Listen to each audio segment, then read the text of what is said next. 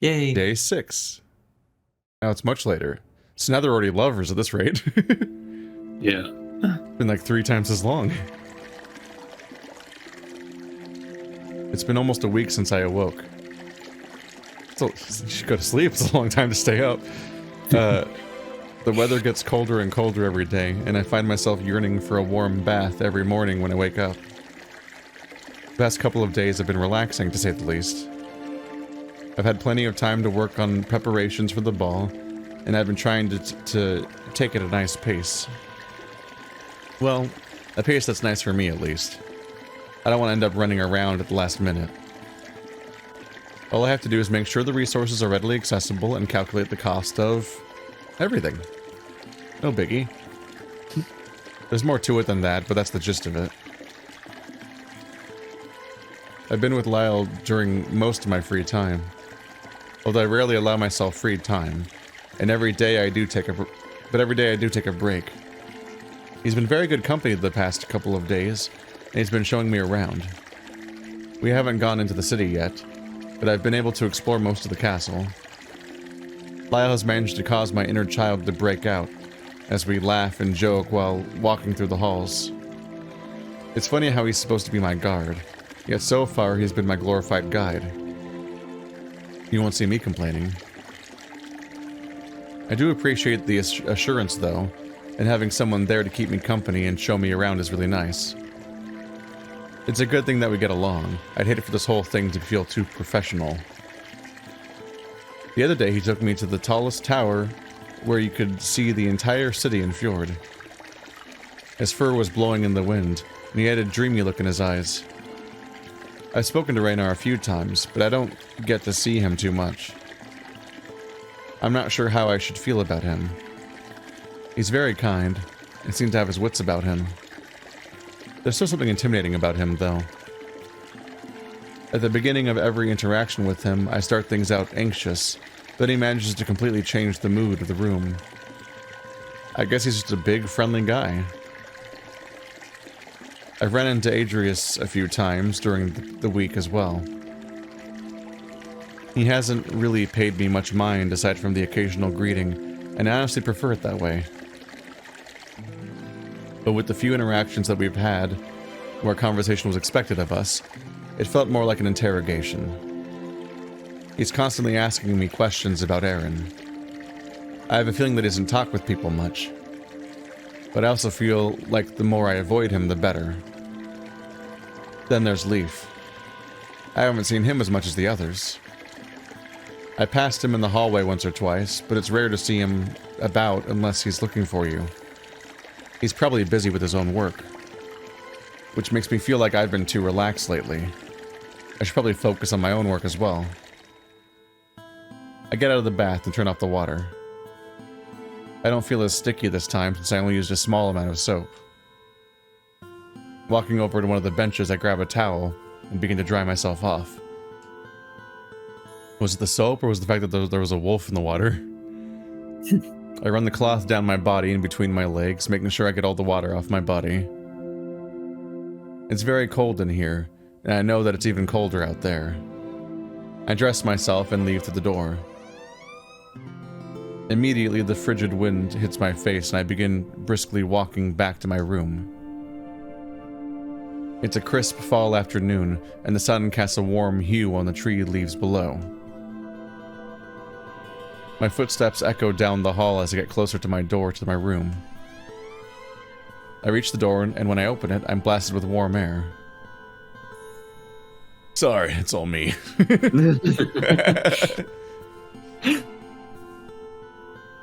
When I enter the room, Lyle is leaning back on in one of the padded chairs, rocking it on its back legs. I close the door behind me and lean against it. There's no fire. Yes. How is it so warm in here? Well, He leans forward in his chair. the castle is built above a hot spring. It's where we get the water for our plumbing. The water runs through pipes built into the walls, and the heat rises up through the foundation. His demeanor slowly transitions into that of a happy child, explaining something that they're extremely interested in.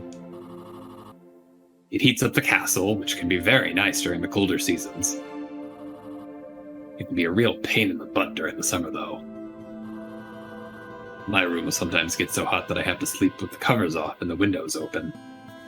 Oh no, anyone might see. Yeah. I bet that's certainly a sight. Well, that's actually really interesting and ingenious. The water, I mean, not your balls. isn't it? It's also why there's so many plants growing within the castle. He gestures to all the leaves and vines on the walls. During this time of year, plants like to slowly work their way inside the castle walls, seeking warmth. It's not really a problem for any of us, and Raynar does love his plants. Yeah, I've noticed that. The room alone is decorated with potted flowers, but I've seen way more plants scattered throughout the castle's many corridors and rooms. What about the plants and pots outside?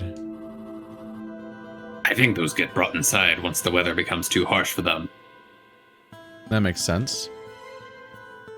We left in silence for a moment before I walk over to my desk and sit down in the cushioned seat. I peruse the notes that I've made on some of the arrangements for the food. Everything seems to be in order, so I set it off to the side and grab another document. I have a list of questions and instructions on this parchment for one of the servants to take down to the market. I need to work out the cost of the meat, and I also need to settle the payments for each butchery that provides. I take this document and set it on one of the trays outside to be collected. There's nobody there to deliver it. That's usually what I have to do. Someone will come by to pick it up. I sit back down and see Lyle now standing up from his chair, looking out the window. His tail, which I am now able to see clearly without the bulky cape in the way, wags left and right. He turns to me and shakes his head, smirking. You work too much. I'm sorry, what? I don't think I work enough. How much have you gotten done so far? I've done a lot, but I still have a lot more to do. I mean, I've already finished most of it, if I'm being honest with myself. I just wanted to get it done ahead of time. Spent all morning slaving away at that tiny desk of yours like a workaholic. Then you went to take a bath, and now you're back to work? I'm with Lyle. You're almost done with all of it in a week? It's the winter solstice. How much of a gap is there between the beginning of winter and the winter solstice, and winter hasn't arrived yet? It's very ambiguous to me, like what his job actually is. There's like a little more detail here than I remember, but it is just kind of like, what the hell do you do as an ambassador? What's the point? Well, he's the financial advisor here. But I assume that's on top of his usual duties. Like whatever he was coming here to do in the first place. Because he was also like, in the last bill, we talked about how he was like sorting through letters and all this crazy shit. I think it's implied that's already kind of done, because he already delivered them all, and he's just waiting for the replacements for the other ones. You do have a point potentially in that the work that he's doing might not be this winter solstice stuff. It might be the other stuff, and in which case, yeah. I'm just curious. Was this supposed to just be like he drops stuff off here and goes, before everything that happened? Like, how long was he supposed to be here? Yeah, because it does feel a little bit like Raynar was just like, I'm going to borrow you now. You're here for the winter solstice. Yeah, you're mine now. You're adopted. He is presumably more than just a mailman, and had more to do with the ambassadoring. But yeah. We weren't. I don't think we've established like a specific like diplomatic mission he was on, as far as like. Yeah, there's not like a Kemian treaty being brokered here. It's like when you when you have a narrative about an ambassador being sent to a kingdom in like a movie or whatever, you kind of inherently expect it to be about like, I'm going to spend the next 3 months trying to convince this king to acquiesce on this specific point that's my duty essentially, and it's for the good of my kingdom, and it's really necessary. Everyone at home's going to starve or something like. It's like some kind of stakes along those lines. But I think it's been kept ambiguous on that front. I think it's mostly just a reason to have him be here as an outsider so that he can fall in love with Lyle and witness whatever political strife and conflict happens in this country over the course of the story. The kind of, because we don't have like a specific agenda yet. I don't know if one's going to come up. Let's see. You really don't need to fret about this as much as you have. It's not even your primary job while you're here. That doesn't start for a while. He reaches over and swipes my checklist off my desk. Hey! He turns away from me and skims over it for a hurried moment. He then turns around with a mocking look on his face. Most of this is already checked off. That's only one of the lists. He swipes the other list gracefully and holds it up in front of his face. This one is almost complete too. He lets go of it and floats down and lands on the other list. I give him a deadpan look. He's like a neglected boyfriend. Yeah. It's like, spend time with me. like this is, you might be a little unprofessional. I'm just trying to get it done and out of the way. You're kissing up to the king, Richter. I'm an ambassador. Yeah, What do you think I do? No, I'm not. I'm just doing my job, which includes kissing up to the king. I muttered this last part under my breath. He lets out a laugh and throws up his paws in a defensive manner. Relax, I only jest. I roll my eyes and I give a defeated yet annoyed chuckle. He runs a paw through his neck fluff, as if it were a human's beard. I sometimes forget how similar we are in terms of mannerisms. Well, I am going to go on a walk. He walks over to the door and looks to me. Lock the door behind me, okay? I really don't think that's necessary. Just do it, please. I'll get in trouble. No, you won't. Do it. Fine. He walks through the door and closes it behind him. Not wanting to upset him, I take the key off the desk and lock the door. It's a wonder he didn't follow me into the bathroom. Again, I think he wants to avoid me assuming his intentions, which are correct. I grab the checklist and mark off some of the tasks that I've completed. As I lean against the bed frame and scribble on the list, I notice something out of the corner of my eye. There's a piece of parchment on the desk that's been drawn on. I pick it up and examine it. It's a flower.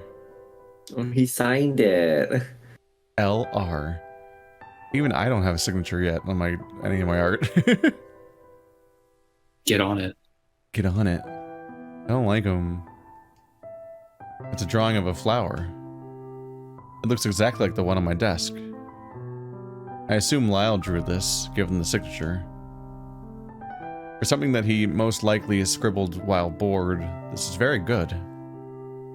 I wonder what his other drawings look like. They're all of you. I place the picture back on the desk and walk over to my bed. I want to get back to work, but that bath made me feel very tired, and now all I want to do is sleep. The worst part about sitting at that desk is whenever I lift my head, I can see the bed calling to me. I throw myself onto the mattress and pull the blanket up to my neck, slowly drifting off. No, boyfriend, I can't hang out with you. I need to work. The moment he's gone, passes out. Yeah. Priorities. The hallway floor feels cold beneath my feet. I'm outside of some room. It looks like the entrance to my room, but there's something different about it. It feels like some sort of twisted version of my room. There's no windows in the hallway, and I'm further into the castle. My hands don't feel like my hands either. I feel like a different person. I try the door, but it's locked. There doesn't seem to be any other doors in sight. With this, I begin to walk down the hall. The corridor seems to stretch on endlessly. As I walk further and further down the dimly lit hall, I can feel chills running up and down my body. This feels like a dream. Less like a dream and more like a memory. A forgotten memory. Or maybe one I never had to begin with. The temperature seems to drop with every step I take. My steps become a bit stumbled as the hallway starts to twist. I regain my balance and keep pushing forward. Continuing on is the last thing I want to do, but I can't help it. It's like I'm being forced to. Am I going the wrong direction? Was I maybe supposed to go the other way? Where am I? I don't really think turning back is the best idea. Especially since I've come so far. There is no turning back. I've already done it. Done what? Finally, I reach the end of the long and twisted corridor. There's a large archway that leads to a set of spiral stairs. I look behind me, and the hall is so twisted that further down the corridor, the floor is where the ceiling should be in relation to where I'm standing. There's something else. A figure is walking towards me from where I came. They are very far off, and I can't make out who they are from this distance. From my perspective, they're upside down. Or are they right side up? Either way, I'm curious, and I don't want to be alone in this odd situation, so I wait for them. After a few seconds, I realize they aren't getting any closer. It's as if they're walking in place. Their presence starts to unnerve me, so I give up and step to the archway. I take my first step down the stairs, holding onto the banister. Down? No, I'm going up. I can only go up. As I go on, I start to shake from the cold. My whole body is freezing. After it feels like I've gone up about 3 floors, I come across a figure on the staircase. They're facing away from me with their hands behind their back. I want to move forward and approach the figure, but I'm frozen in place. My body wants to keep going. Then, the figure moves. They begin to walk down the stairs, backwards. First one foot, then the next. I don't really have much time to contemplate this, however, as I find myself stumbling down the stairs, running away, afraid. I don't know what is going on, but I have a very terrible feeling about this. The figure starts to pick up their pace. Each of their footsteps loosely slap against the slabs of stone. I miss one of the steps on my way down and trip, barely making it far enough to gain any distance. I turn around just in time to see the figure bend backwards and loom over me. Whoa. Yeah.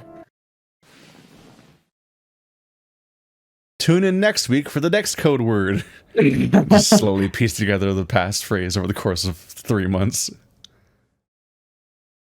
I jostle on the mattress, feeling like I was just jabbed in the sides. I hear a knock at the door and mutter out a response in a confused and tired tone, not really knowing what's happening. Yes? Richter, it's me. Please open the door. I muster my strength and rise out of bed, trying not to let all of the blood rush to my head. All right, I'm coming. I straighten out my clothes and quickly fix my hair. The key is laying on the desk where I left it. I pick it up and unlock the door. Lyle stands in the doorway, panting slightly, trying to catch his breath. Lord Kadaj is here. Huh?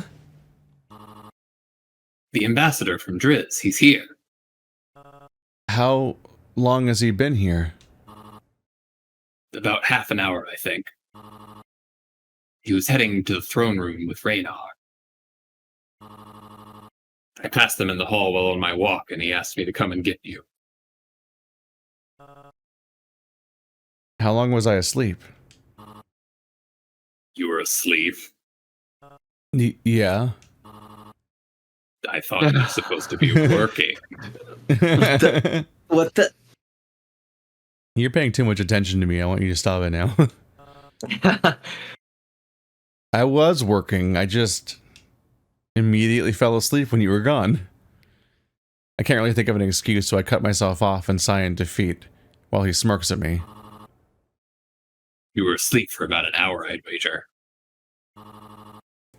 Tidy up and make yourself look a bit more presentable.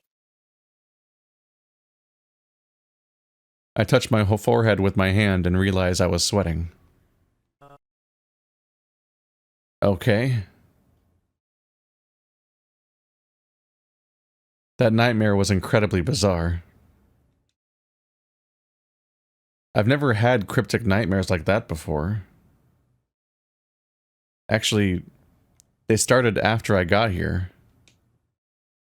Why can't I go back to having nice dreams? I grab a towel from the dresser next to my bed and dunk it into a bowl of cold water. I do kind of like that that's like a properly unsettling nightmare visual of like being followed by something backwards down the stairs. It reminds me of like an Echo in like the very beginning. There's the weird like Chase dreaming that he's in a cave and it's like, it sounds like there's somebody on all fours and they're approaching me, but it's pitch black and I can't see them. And it's like, oh God, I just don't like the idea of something I can't see approaching me in a way that it should not be possible for a biped. It's like, I don't know what it is, but it's coming. I don't know how I know it's coming. I run it over my face and around my neck. Then I straighten out my clothes and fix my hair. How do I look? You look great. Great. He gets the door and holds it open for me. Thank you. You're very welcome, my lord. There's a funny dichotomy where it's like always a joke to like nobody wants to hear about your dreams in real life because they're just annoying and nonsense and so on. But the moment they're in a story, it's like, what does it mean? What does it mean? It might be the most important part. Please don't. At first, I was pleased with how good the cold towel felt on my face. Stepping out into the cool chill of the afternoon makes me regret doing it, though. My face feels like it's going to freeze up and crack like porcelain. Follow me. The throne room is this way. He leads me down a flight of stairs at the end of the hallway. I notice there are a lot of plants growing on the walls the further down the corridor we go. I can hear leaves crunching underneath my shoes. This castle is so full of life. Literally. Cream-filled with life. We're further away from the outdoor hallways and getting closer into the inside of the castle. It's a lot warmer, and I've enjoyed the feeling of the fire coming from the torches above. Lyle turns a corner, leading me down another hallway with a considerable amount of flowers and leaves adorning the walls. I assume the vitality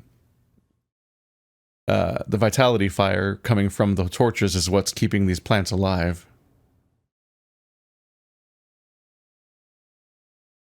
I watch his large poofy tail swish back and forth as he walks ahead of me. He has a funny way of walking where he puts a lot of the movement on his arms and shoulders. Something like a strut. We arrive at a large archway, and Lyle steps out to the side, gesturing for me to walk through. Ooh. Ooh. Yeah.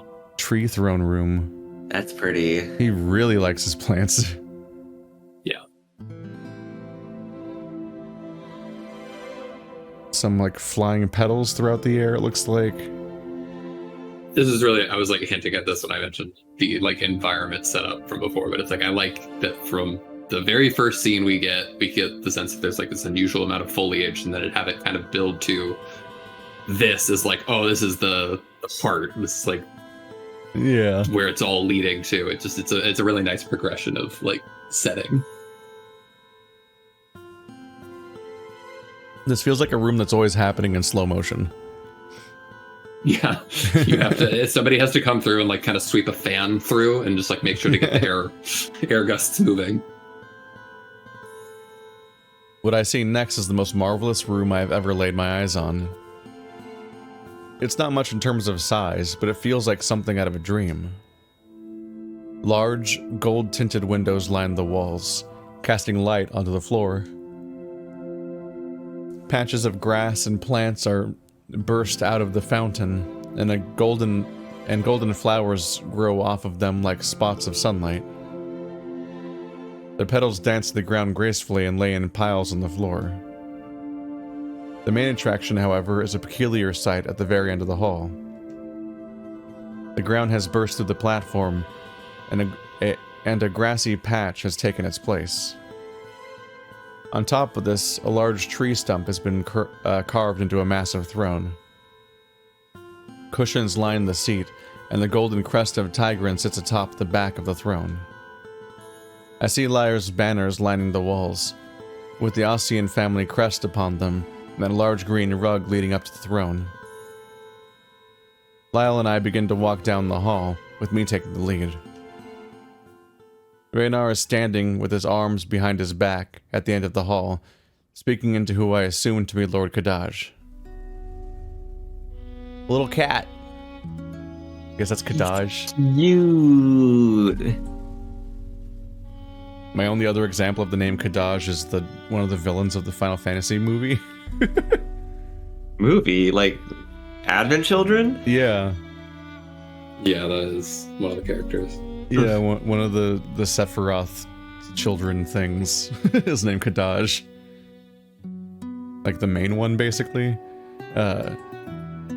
I watched that movie too many times for some reason. Really? Are you a FF7 stan? No. Does that start? Okay. Immediately, no. I haven't played Final Fantasy VII. Really? Not in any way, shape, or form? None of the remakes? None of the anything? I think I pirated the PC version like a decade ago and played up until you finish the opening town and get kicked out into a grassy field. I found Reno and Rooted in a cave after a sandworm or something, and immediately was like, I don't like JRPGs.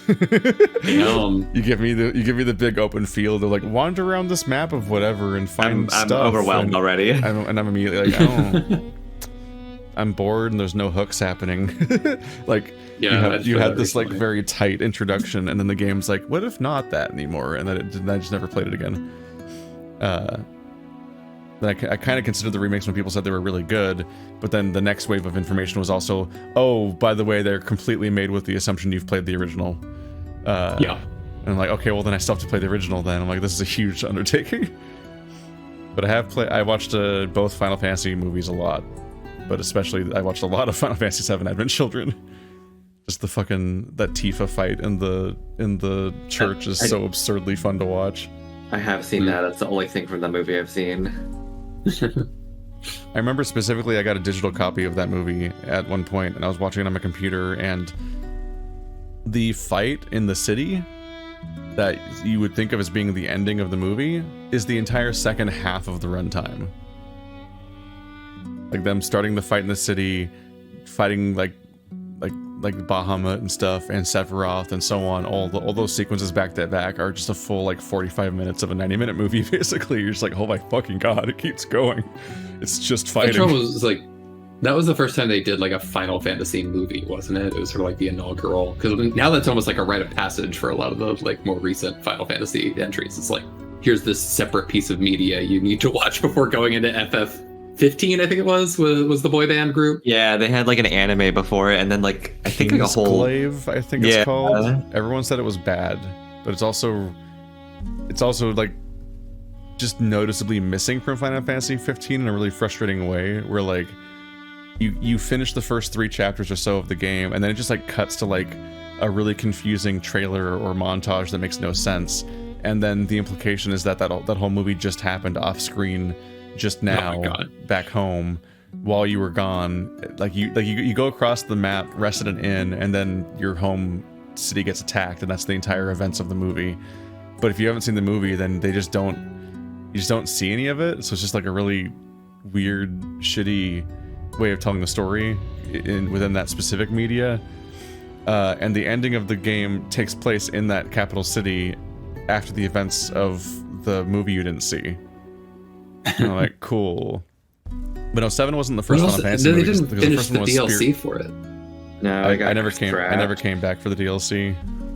They released one before scrapping the rest. I think they released. That's just wild. It's like all this like mixed media from all these different angles, and then like, and then we just kind of petered out before the end.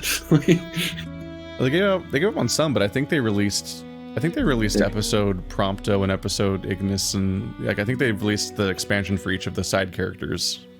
I think each one of them had one. Episode Gladiolus or whatever. I think that's her name. This whole conversation. Yeah. But no, the first Final Fantasy movie was Spirits Within. It's not canon to any of the specific games, but it's the one that has Steve Buscemi in it.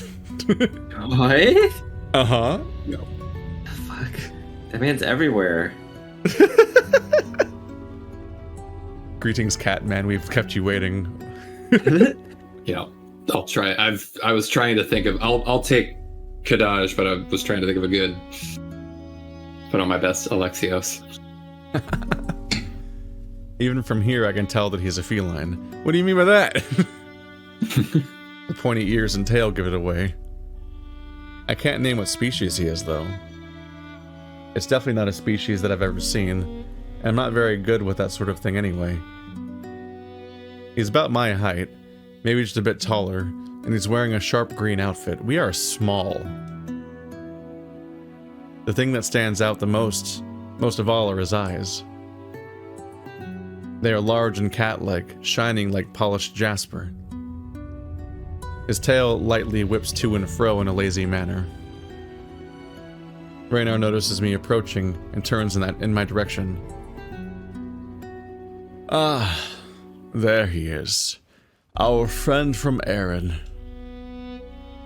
I give him a nod and a smile as I approach. My apologies for being late. I was not very prepared. I can tell Lyle is forcing himself to hold back a laugh. Kadaj speaks up. If anyone should be apologizing for being late, it's me. I am now close enough that he reaches out a paw. Please allow me to properly introduce myself. I am Lord Kadaj of Driz. I take his paw and shake it firmly. It's very nice to meet you, Lord Kadaj. I am Lord Richter of Erin, and this is Lyle Reed, Captain of the Royal Guard. It is a pleasure to make your acquaintance, Lord Richter and Lyle Reed. King Raynar has mentioned you quite a bit in his excitement. I look to Raynar and he looks at the two of us. This little move. This power move. All good things. It's true. We were just exchanging stories. I was telling him the story of why I was delayed. There's a lot of expressions rapid fire. Yeah. What happened? He breathes in and begins to explain. We were making our way through the canyon pass when we were set upon by bandits. My soldiers fought bravely, but we were out of our element and easily cornered. That sounds terrible.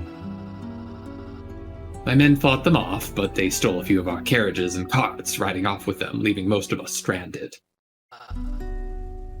There weren't too many casualties, thankfully. But it made our trip considerably longer. It took us about a day and a half, but we finally came upon an outpost. I sent a letter to Driz and made sure the outpost would be compensated for the horses, carts, and supplies we borrowed.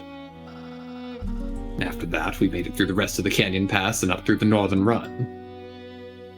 He pauses, and we let this revelation sink in. Something needs to be done about those bandit groups south of the glade. I've tried everything I can on my end. It's bad enough that they prey on travelers, but now they're directly attacking royal officials. He turns to Kadaj and nods his head. Rest assured, I will do what I can to resolve this issue. My advisor, and War Minister is away on a sensitive diplomatic mission, and I estimate she will not return for a couple of weeks. Hopefully by then, a solution will be found. We need the Patreon funds for the next build to make her sprite. If there's anything I can do to help, please let me know. I like to try to wonder, I like to look at the pacing of how VNs are introduced. It's like, how many VNs introduce approximately one character per update? Because you get to I don't remember. Because you get to work through one sprite each time, essentially. I had never made note of the title cards prior to this, but there was a very noticeable, we're on chapter 3. Now here's he is, and also this new background, but I'm not 100% sure. I think there's kind of a lot coming up. If there's anything else I can do to help, please let me know. Thank you, but I believe that something like this would be conducted best with her here. It's a problem I'll be glad to be rid of. The King's advisor? I was wondering why I hadn't met them yet. However, I trust that you will be able to handle the task that I have given you with care. Of course, Your Majesty. That's why I'm here. A silence falls over the Golden Hall, and before we let it get too awkward, I speak up. An avalanche wiped out half of my entourage, and I was wounded for a couple of days. Kadaj shoots me a look of shock. Really? Yes. That's a bit blunt. He's right. I shouldn't blurt things out like that. I'm not very good at telling stories, though. My apologies, I haven't really had the chance to tell anyone yet. How's that? Well, when you're knocked out for 4 days, everyone seems to find out about it before you do. It takes him a moment, but Kadaj lets out a quick, loud laugh. You're very clever. He gives me a curt nod and a smile. Not many people tell me that, but when they do, I can't help but feel that it's just some attempt at flattery. I'm just decent with words, nothing more. Don't worry, I think that's even better. Oh, the wink in the star. That's cute. Gay, gay, gay, gay. Oh, there's a little star. I give him a smile and turn to Raynar. So, this is the throne room? Raynar turns in the direction of the throne room, biting his lip. Yes, and this is my throne. It's a very handsome chair. Yes, but not as comfortable as one would think. I rarely like to sit in it. Though some say that it's the source of all life in the kingdom. Stupid people. It certainly looks like it. I gesture around the room with my hand. Raynar chuckles. Yes, well, they also say that the water from deep under the ground is what gives this area life. And that's a completely different place. The tree was cut ages ago, but it still continues to thrive. Do you think they have to, shave it down every so often? That is kind of what that implies, yeah. Just constant reach. I thought it was just, a dead tree, but if it's still thriving, I'd be like, well, I guess somebody has to make sure it... It's like when people talk about nails growing after you're dead. Ew, what? Oh. And yet, it will never reach its true potential. This little fuck. Everyone in the room hates him. Adrius announces his arrival by walking through a door behind the throne. He enters with a smile, clearly interested in the subject matter. I take it you've finished your classes. Training in the courtyard? Of course. Lord Kadaj, this is my son, Prince Adrius. Raynar gestures towards Adrius as he approaches us. Kadaj turns and bows before Adrius. What little fuck? I mean, now that's a name I've heard of. Prince Adrius, it is an honor to make your acquaintance. Adrius seems pleased with his display. I can't tell if this is more flattery or if he's being genuine. Thank you, my lord. I take it your trip went smoothly? Not as smooth as one would have hoped. I ran into some trouble on the road. I can explain it to you later if you like, but right now I need a hot bath and some rest. Adrius bites his cheek and responds in a curious tone. I would enjoy that, yes. Kadaj walks up to me and grabs both my hands in his paws.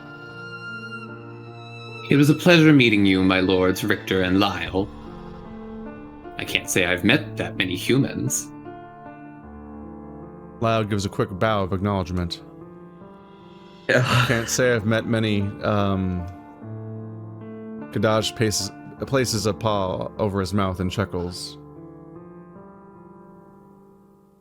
Caracals. Okay, is that how you say that? I think it's Caracal. Okay, let's Google this really quickly. I was gonna guess carousels. I like his wink. He's very cute. No one I on the just planet looked up knows the how to name pronounce Caracal this. and I hit the button that I thought was going to be the pronouncing, and it was just the sound of a caracal hissing. That's how you pronounce it. Yeah. Every time. It's murder on the human tongue. Yeah, it's caracals. It's caracals. Caracal. Yeah, caracals. It's one of those fancy furry species. Words that only furries learn. Oh, you know what a binturong is? Suspicious. Are you gay? That really is, yeah. I know what's in your search history. Wink, starface. Oh, yeah, great. You know what an ermine is. Uh-huh. You also own a collection of jock straps.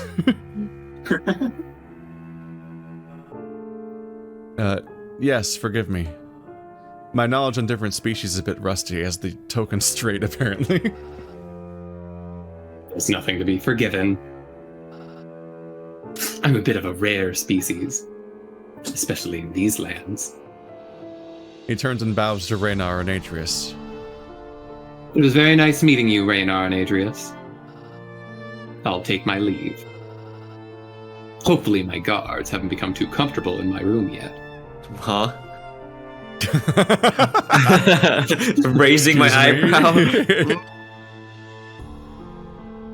I thought we had time. My lord. I watch Adrius as his eyes perfectly follow Kadaj as he walks away. He walks down the hall and disappears through the archway, his tail whipping around the corner. Before anything else can happen, Adrius speaks up. Lord Richter, I'd like to have a word with my father alone, if you don't mind. Raynar looks to his son with an inquisitive look. Of course. I'll be going now. Goodbye. Take care, Richter. I turn and walk down the hall with Lyle following behind me. I can hear Adrius mumbling something to Raynar as I round the corner. Something about Kadaj. Even with the echoing halls, it's hard to make out what he's saying. All these chances to spy, though. People just talk in the open. I want to see the tea. Yeah.